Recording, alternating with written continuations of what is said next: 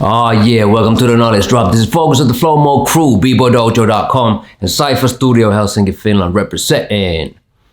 Since we had great feedback from the Rocks Fight versus Focus breakdown, battle breakdown video earlier, I'm gonna drop you another one. This one is another classic of mine, Focus versus Flea Rock.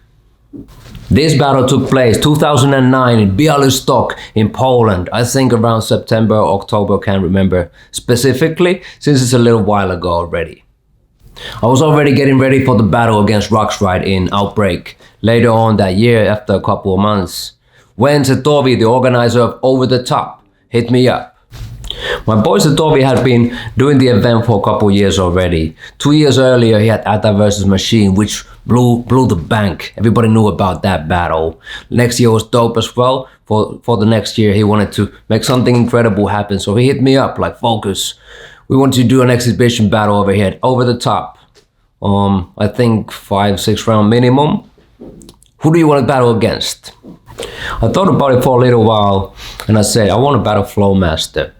Flowmaster is somebody I've been looking up to for years, coming up as a b-boy, so it was a person that I respected. I had the utmost respect towards, and I think that was something that would have been an incredible exchange as well. That would have been an amazing battle. So I told him Flowmaster is my choice. I said, Toby, hit up Flowmaster, but unfortunately that didn't work. He was touring with Usher or getting Usher ready for the tour or something like this. He was busy, he couldn't make it to Poland, so we move on to the next possible opponent. So Toby thought about it himself. He asked me, would Casper be cool? Would Casper be all right? And I said, yeah, let's go, man. Casper was really on shape on that time, and that would have been another amazing battle as well. So he hit up Casper. Unfortunately, that didn't work out as well. So he asked me, I'm still cool to battle. It's hard to find an opponent for you, Focus. So he was thinking about new people. And next one that came to his mind was Flea Rock of the Skill Methods. He asked me if that's cool. I was like, yeah, let's go, man. So in the long preparation, the 6 months of preparation I had for Rocks Fight, this was somewhere in the middle, halfway of that preparation time. So I was already in great shape. I believe in always staying in great shape, but especially then I was getting really ready for a hard battle coming up. So I was already doing pretty decent when it came to preparation, and this preparation was kind of a short time as well. Getting ready for Flea Rock, one of the illest b-boys of all times. I had to think of a strategy. Analyzing Flea Rock's material, the previous battles, and of course seeing him a bunch of times in battles over the globe, everywhere. First time I went to the States, we battled Flea Rock when he was down with the Rocksteady crew at the time. First battle that I took personally in the States at Queen Mary Boat Freestyle Session 8th was Flomo against Rocksteady, and Flea Rock was there on the other side already as well. I saw him a couple years earlier in UK Champs when they came over with Skill Methods. Saw them in the pre-party solo battles, killing it, crew battles the day after. So I'd seen him a bunch of times for the number of years already in the past. Being aware of his skill level, I had to think of a strategy. Let me see. The strong sides of Flea Rock.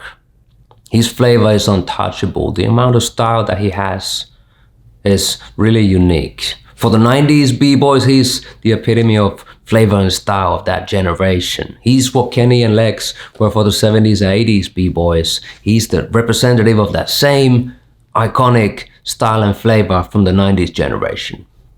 Of course, my style is mostly known for my style and flavor as well, for my form and character. Yet to outstyle Flea at what he does the best wouldn't be a smart choice. That would be impossible. So I would have to turn the coin, think of it from another perspective. What does Flea lack? What is something that he's not that strong about when it comes to his way of battling, and turn it to my advantage. I spoke to Hat Solo about this. I'm like, I need to find a strategy in order to take Flea. And he told me, you need to go first, man. You need to take control of the battle. Your strength at the moment is stamina. You're hard, you're in good shape.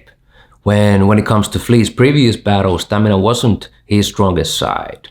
So Hat Solo said, go first. It's an unlimited amount of rounds. So go first in the battle so you get to determine where the direction of the battle goes to. And the power is going to be in your hands when it comes to this exhibition battle. So that's what I decided to do. I'll be up on his face and out on the floor right away as soon as he finishes his rounds. I'll start the battle so I get the control, and I'll stack my rounds to be stacked with content but still short and effective, so that the amount of time that he gets to recover is minimum. Maybe that wouldn't make the battle to an unforgettable classic battle, #1 battle of all times. Yet at the same time, that would give me the advantage in order to take that battle.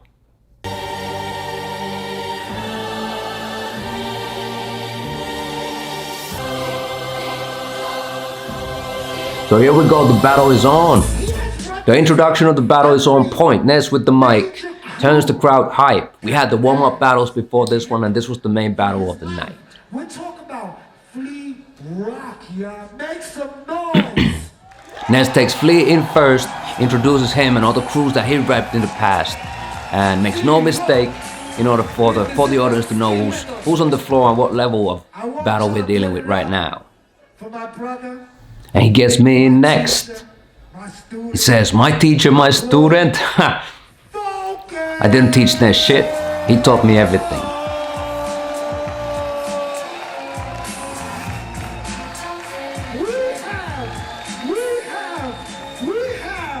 We have USA, the people who started this dance versus Scandinavia, the people that took this dance to the next level. The dress code for me for this battle was giving respect to the rider in our crew.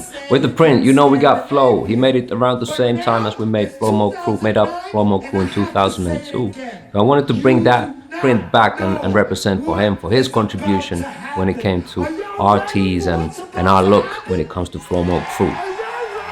The F cap to make it known so everybody knows who's on the floor, to make a statement. And also the orange fat laces in my Adidas sneakers. Jelly rolled up so they won't fall from my feet. Oops. Some secrets for you guys as well. Yo, focus, I'm the biggest fan. Are you ready? Oh my God! DJ, Skep Rock, what time is it? Ladies and gentlemen,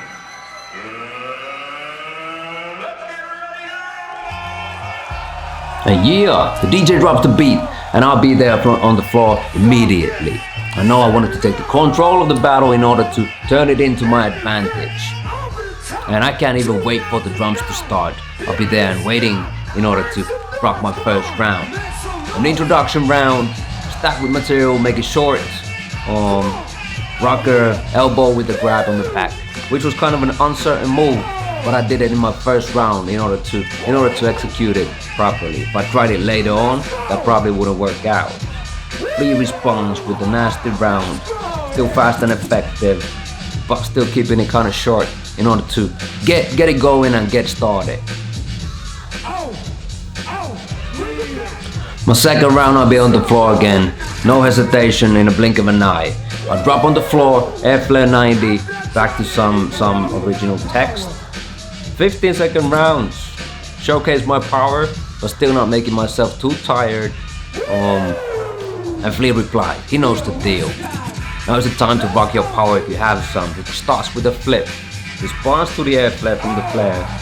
To pull around like that in an exhibition battle, with flips, with flares, with air flares and windmills, and footwork on top, it's not easy. So he knows how to play the game the smart way. The first rounds are the hardest, so now when they're out the way, it's time to step my game up too. I started off with some stacking. I could still pull off my halos since my neck was still on point.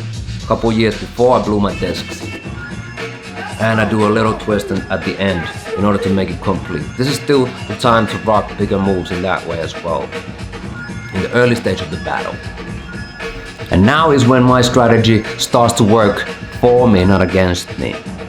Flea starts to take his time with the round, going around in the stage, which gives him more time to recover, but also me at the same time.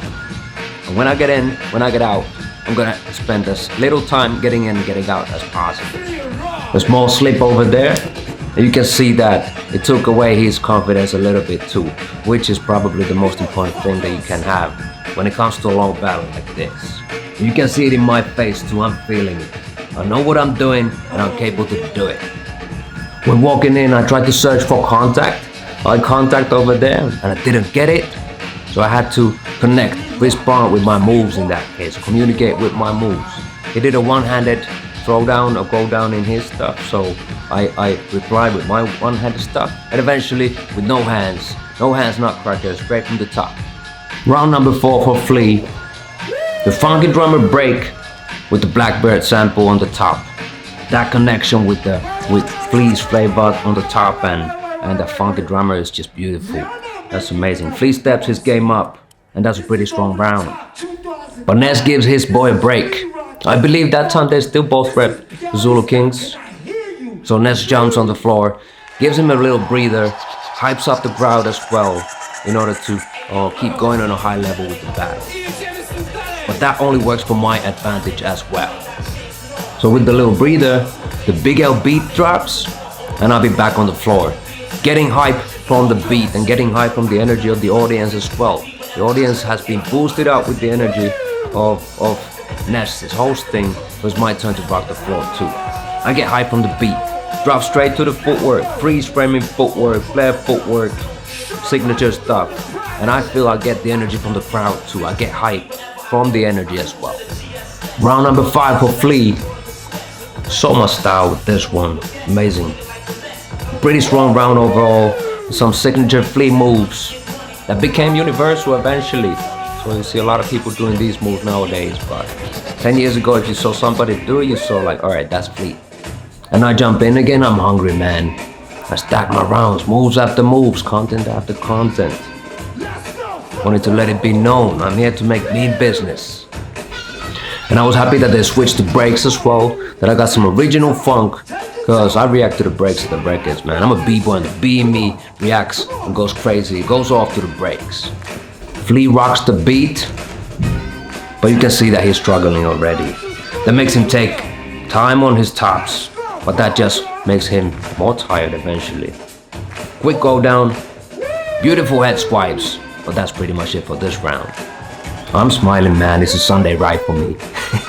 I know that I can get funky on the top too. I start off with that quick freestyle round, which ends up being a throwaway round. I kept it short.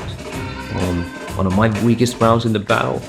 Yet it was funky and something new compared to the earlier rounds. That was more stacked with moves. Not much came out, but still decent, kind of short.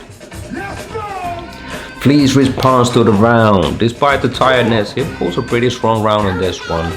Round number 6 for Flea, and he's still doing hard stuff in his round. Some of the harder stuff that he does is still in this round as well. That's not an easy thing to do when you have 5-6 rounds behind you.